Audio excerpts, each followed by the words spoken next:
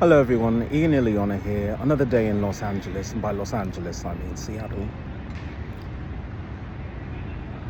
Not that I want to continue on with this streak of entertainment news, but when tragedy befalls one of Hollywood's biggest stars, and by biggest stars I mean Perez Hilton, you just want to stop everything and talk about him. Talk about the picture that they used in all of the news clips.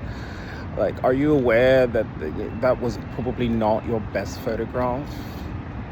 And now everyone is talking about you, but they're not talking about you because of how beautiful you are on the inside. They're talking about you because you've harmed yourself, and you did this on live stream,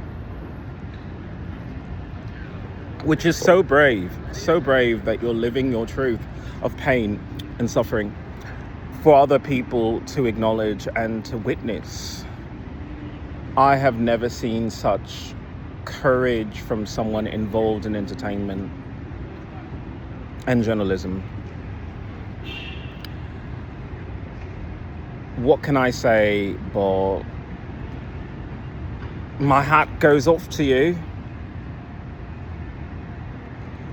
And underneath that hat, there's another hat, which goes off to you again, Perez Hilton, that you are struggling through something that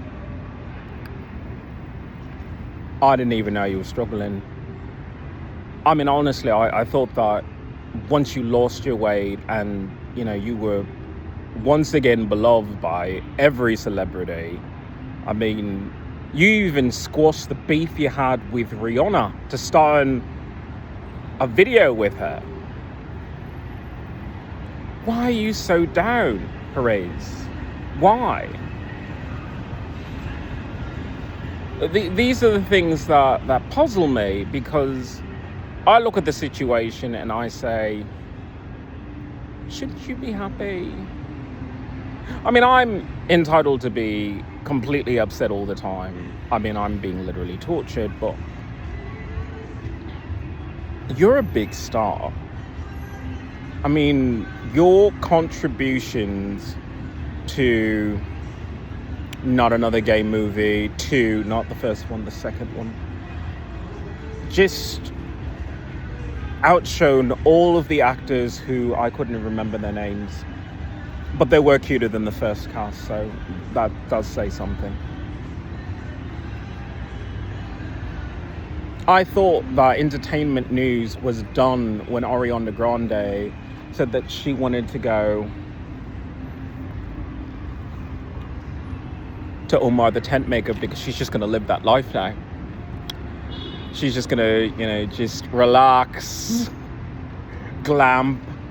Whatever the world that a celebrity does when they're not on tour, she's just going to live that life. I thought that was the big headline news, but you're like, I can top that. Take that, Miss Grande. Not so large now, are you? Now who are they talking about? Touche.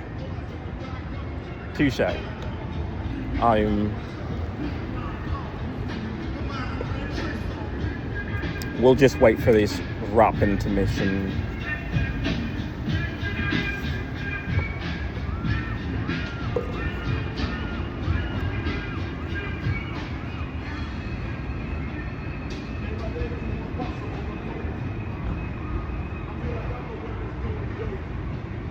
Okay, well, that went that direction, whatever that was. I probably have something that I was going to talk about, but somehow, I don't know what happened to my feed, but my feed just exploded with entertainment news, as if I'm supposed to talk about it because I have extremely comical takes on the lives of celebrities. I don't know. Maybe it's just a nudge in the right direction. Joan Rivers was hated by nearly everyone, but she did have the best lines in history. No one could read a person to feel And trust me, drag queens do try, but no one was as good as Joan Rivers. Legendary reads.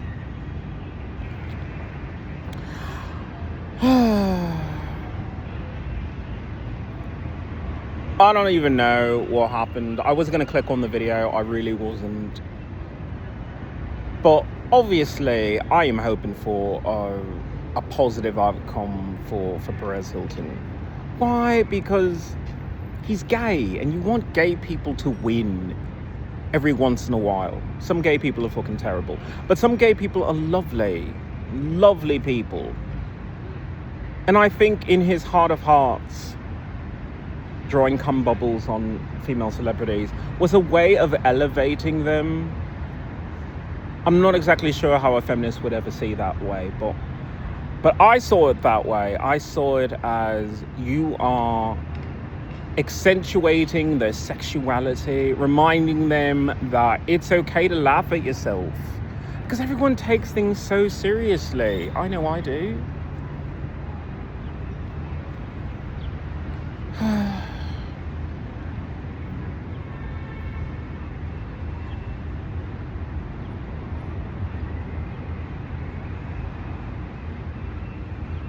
I'm wondering right now if Ariana Grande is getting a henna tattoo and putting her hair in a braid because, you know, she doesn't have to worry anymore. You can just let go. You can just let go when you're not on tour. Good for her. You're going to get better music. You want pop stars to make brand new albums. I don't know what side people are on, but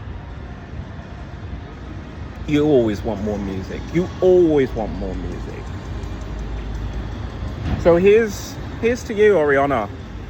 Make more music. I need a new album anyway.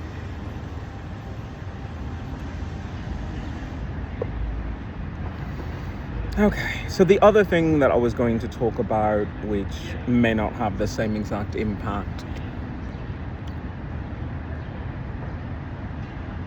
Las Vegas had an incident with the police. He was a Marine and a policeman. He goes to defuse some sort of situation and he ends up getting shot. And then the president gets involved and, you know, he commends the police officer for doing things in the line of duty. And all I can think is, empty your pockets. You empty your pockets, I'll empty my pockets, but we need to bring the police back into the community. We need to talk it out. We really need to have a conversation to squash. Once again, I say beef. I say beef because I had beef today. I had a lovely Irish pub burger. It was really good. It was really good. I might go there again. And they kind of invited me to sing, so at this point I do have to go to at least one more. That's what happens when people are nice.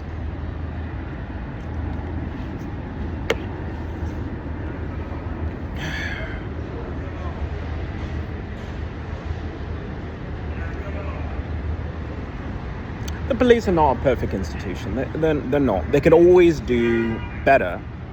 But so could the community. Before this situation escalated, you want to say, well, where were the neighbors? Where was the landlord? Where was... I don't know the specifics. I try not to get involved in messes. But either way, you know, where is the community in all of this? Because there's always signs ahead of time. There's always. And why don't the police have better gear? Now, I know we don't want to arm the police to the point where they think that they're above the law. But that's not the way that you should think. You should think that if they're coming in defense of you or in community involvement, in community intervention, you want to make sure that they're well protected. What is their budget that they couldn't afford Kevlar? What is their budget that they go into these situations where someone is probably armed and they think, oh yeah, I'll just go bareface? I'm like, How about you take a lesson from actors and actresses? Do you think they go outside without makeup? Do you think they go outside without sunscreen? They don't. They don't. A clue? No. They wear protection. So why is it that the police still think that for decades of policemen being shot, stabbed, beaten, spat on, that you're still the type of person that can put on the human face? As much as I like the president personalizing this incident in Las Vegas, I still want to say we need to talk about what's going on in America, because there is no going backwards. There really isn't. People say make America great again. I don't think you know what that means, because what you're really saying is you want to reduce city sizes, and trust me, the next pandemic will probably do that for you. But until then, these cities are overcrowded powdercades. Everyone's upset, everyone's angry, and there is no release. There's no calming people down. It's just pain, suffering, and then you see it spill over into violence.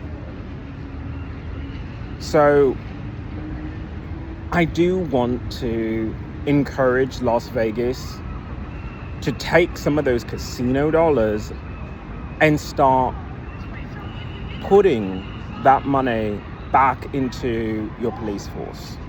You probably thought, oh my God, we do pay them. I mean, they do have a budget. No. This was a wake-up call in a way. You know, I hate to say a wake-up call at the cost of a person's life, but, you know, it takes stuff like that to make you reevaluate things, to change how you see the divide between the law and the lawless. And right now, there's a time for insurrection. There's a time for civil disobedience. I am a revolutionary in a way, but I don't agree with violence. I don't agree with violence against police officers. Why? Because most of the time they just want to go home. They're people with families. They're people with family obligations, and their families will miss them. So I know that people are upset in Las Vegas and they want to turn to violence, and they want to turn to violence against the police. But please don't. Think before you act sometimes. Think. You better think. And the people in Las Vegas who are not police officers and not involved in the government, okay, you chose to live a more civilian life. That doesn't excuse you, because when you need the police, I find it hard to believe the police don't come. Not like Seattle, where I called the police and the police didn't come for me. Now, I've had issues with police on the West Coast where they just never serve justice the way I want. The way I want. I've been assaulted, and the police just, they never found the guy. And it's just like, really? You couldn't find the guy? Did you canvass the fucking neighborhood? Did you take a picture of him? Because if he's riding public transit, he rides public transit again. Guess what? But no, they don't do that. They just say, oh, another person assaulted. And that's the attitude that they had there. And then that should turn me against them. But once again, it's, do you see the bigger picture? Do you see the picture that when you need them, when you really, really need them, you want the police to come? Why? Because you don't want to take this stuff on. You don't, because what if the police didn't come? What if the police decided, you know what, I've had enough. I've had enough. Because the police can do that. The police, it's, I believe it's probably illegal for a policeman to strike a policeman's union. But the fact that, you know, that there's no repercussion, there's no emotion-driven response. It's just acceptance. A man whose life was endangered, a policeman's life was endangered, and for people who put on that uniform, they just accept the danger. But do they have to accept it alone? I don't think they do. I think that it takes a village to police a village. You may say to yourself, I'm not going to put on a uniform and walk the fucking streets. It's like, okay. But what about caring for your homeless? What about caring for your community? Putting an extra bench every now and then? You don't see that as monumental strides in the war against crime, but it's little things like that that unites a community.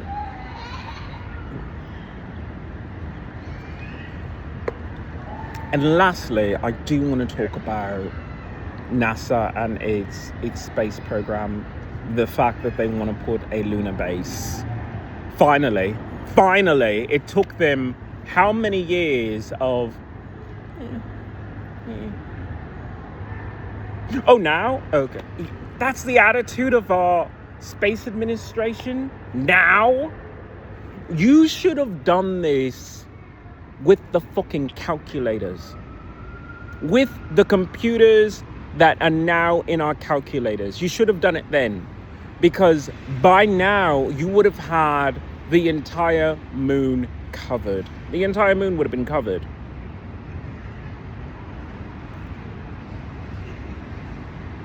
We don't think ahead. We don't think of a world where nowhere is livable. I read articles about how in Ireland the housing crisis is terrible. It's terrible to find affordable housing in Ireland. And you just say, I know you want to stay where your people, your culture, but you have to look beyond that. You have to look toward the future. If we have pandemics, if we have yet another cute guy with, just wow.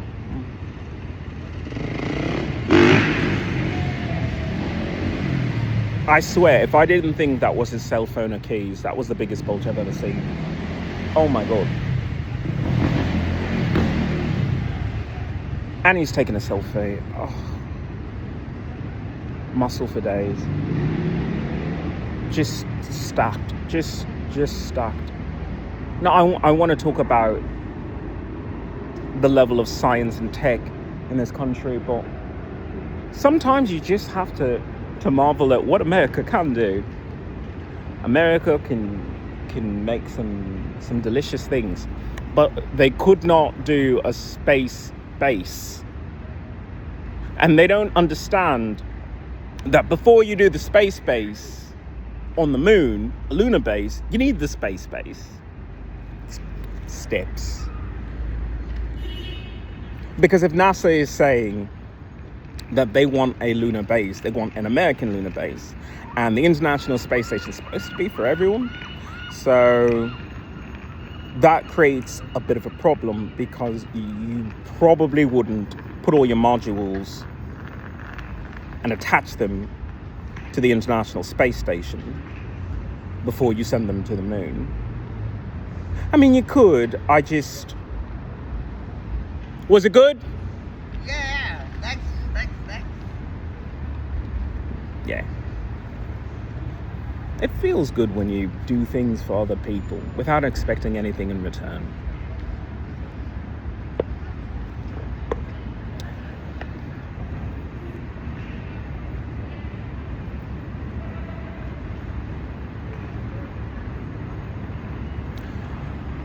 I have a song, a new space station, I cannot speak English, I swear I try every time.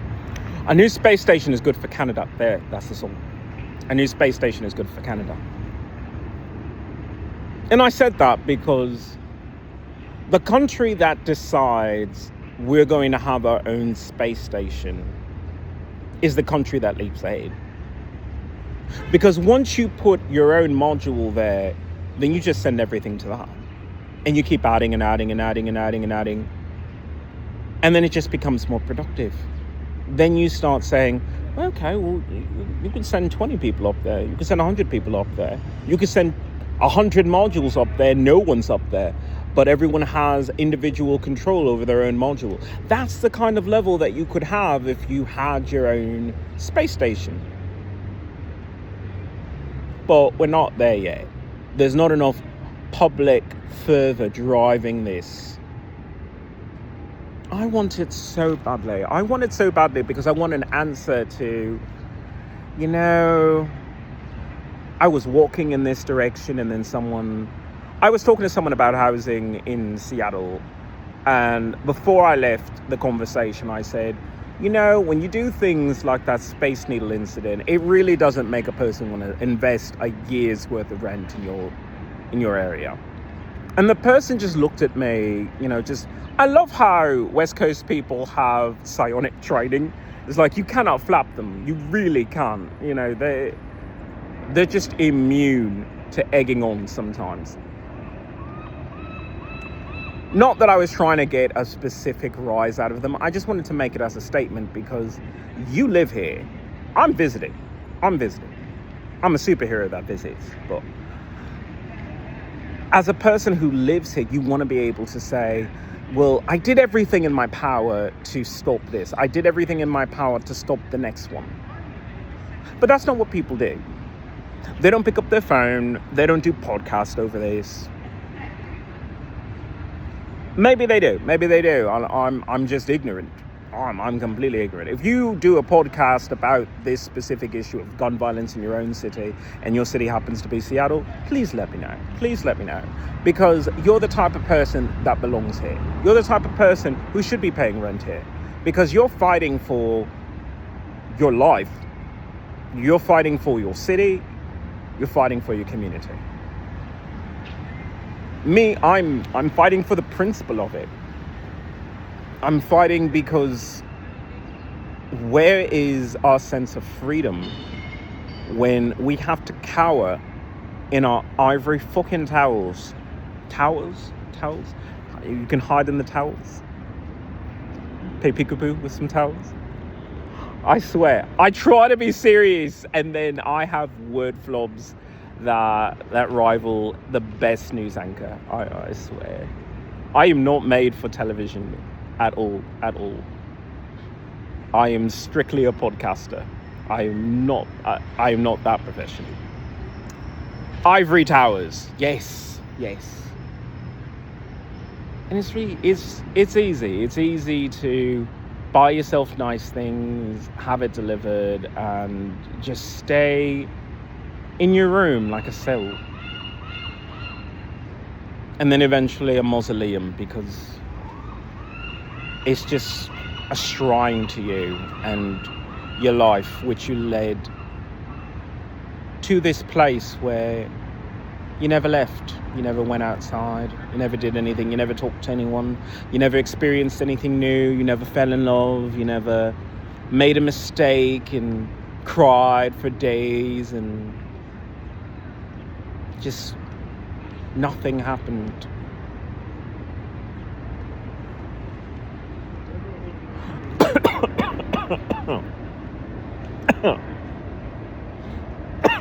Sorry. Is that a better life than facing certain doom by walking near the Space Needle? Some would say yes. Some would say choose the life for safety and security. I say you can have that. You just have to be willing to do your part. Get up in front of places like City Hall and the mayor and say, no. I live here. I want to see change. I want a reality where I could walk down any street here and feel safe at all times. Some people don't want that. Some people just want to dig a hole, put their head in the sand, and just pretend like it didn't happen. It did happen. It happened. And I'm sad that it did, because otherwise, isn't this a nice area? Even the homeless, for the most part, they do drugs in the open, but they're like feral cats. You feed them, you watch them do tricks and circles and all that.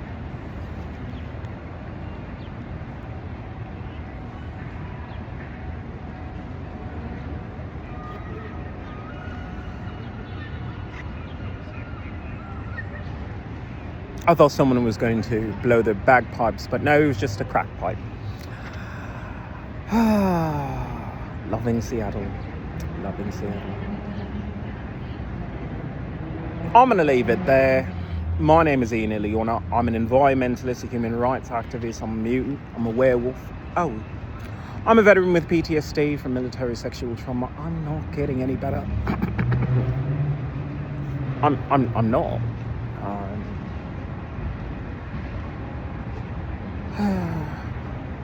I had a pretty big PTSD scare this morning, and I'm still shaking over it. I'm still shaking. And then, because no one's ever trained in military sexual trauma, the first thing she did was try and comfort me by coming directly to my cubicle, into my cubicle, putting her hands into my cubicle. I'm like, no. This is why you want to go to City Hall, you want to go to ADA and say, hey, if you want to do a social job like this, you might come across a veteran. You might come across a veteran with PTSD from military sexual trauma. And I'm not saying you have to memorize this, but there should be a memorandum. There should have staff meetings where you say, okay, well, here's proper procedure, and then here's not proper procedure. Number one, never stick your head in there. Never stick a body part in another man's cubicle. I just, the image alone just disturbs me. And then two, keep a respectful distance. If you are speaking and you're the only one speaking at that time, we can hear you. We can just hear you. And then three, keep your hands at your sides, where I can see them. I don't think that's asking for too much. I don't. But like I said, I'm the one with the PTSD from military sexual trauma. And speaking to that housing coordinator, it just...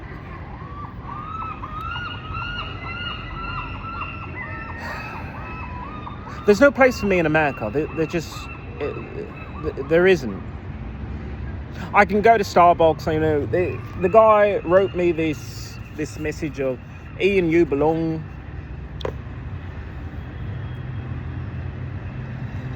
I'm extremely, you can hear it, just like the way that my voice just kicked up 2 octaves.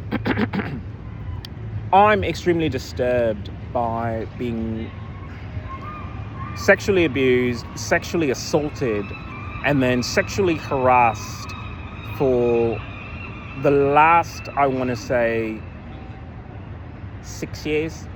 6 years of this. 6 years of sexual harassment. But to be honest, to be fair, maybe the last 4 years of extreme sexual harassment. Now, understandably, if it didn't turn out that way, I wouldn't have the ability to be in this position right now. And, you know, I would have maybe integrated into some community like Los Angeles and just stayed there, or Texas and just stayed there.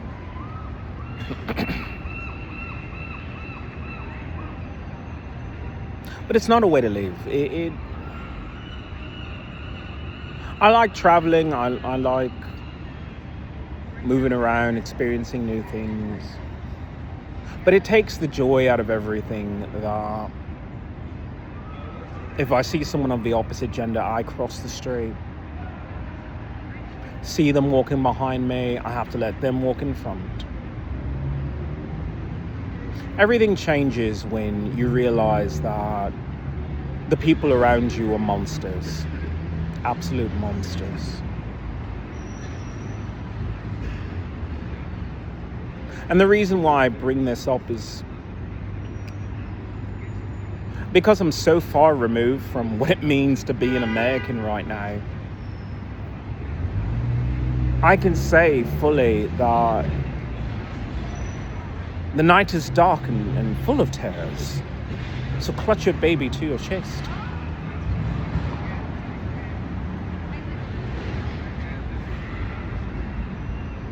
When you hear about these things, these incidents, where even the policemen are gunned down, and I don't mean to laugh at it, you know, it's just, I'm aghast. I'm shocked. I'm confused. If there's one thing you're supposed to grow up, you're supposed to grow up with a good relationship with the police. Maybe that's just bonding and imprinting really good shows like Chicago PD on NBC, Chicago FD, Chicago Fire, I believe is the official thing, with a certain Alberta who is so dreamy. Where was I? Yeah, you're supposed to grow up with a good relationship with them. Because you're supposed to be letting them handle the super heavy stuff. If they're guns firing, guess what? Go to safety. Let the person trained in firearms be at that front line. The little caveat to that is, when you go to your voting booth, you're supposed to enact policies that make them safe, that enable them to do their job properly.